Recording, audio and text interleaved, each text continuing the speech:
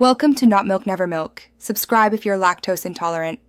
In this video, I will explain how to reset your Subaru Outback's computer. We'll cover two primary methods: disconnecting the battery and pulling specific fuses. Resetting the computer can resolve minor electronic glitches or clear stored trouble codes. It's a straightforward process that many owners can perform at home with basic tools.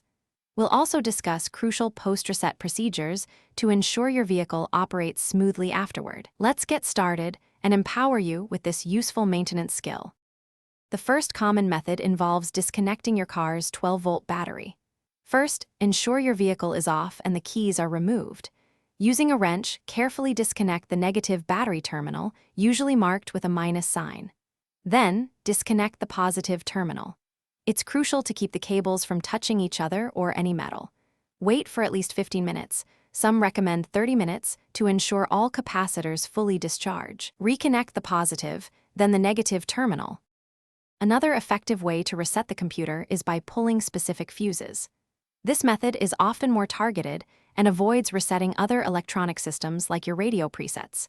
You'll need to consult your owner's manual to locate the engine control unit, or ECU, fuses. Typically, these are found in the underhood fuse box or sometimes inside the cabin.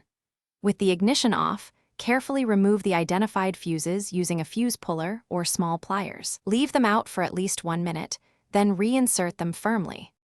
After performing a computer reset, there are a few important steps. First, start your engine and let it idle for about 10 minutes without touching the accelerator. This allows the engine control unit to relearn its idle parameters.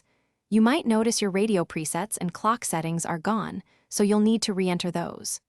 Drive your vehicle normally for a few days, including some highway and city driving, to complete the full relearn cycle. If any warning lights persist, further diagnosis may be necessary. Thanks for watching. If this was helpful, leave a like and consider subscribing. See you next time.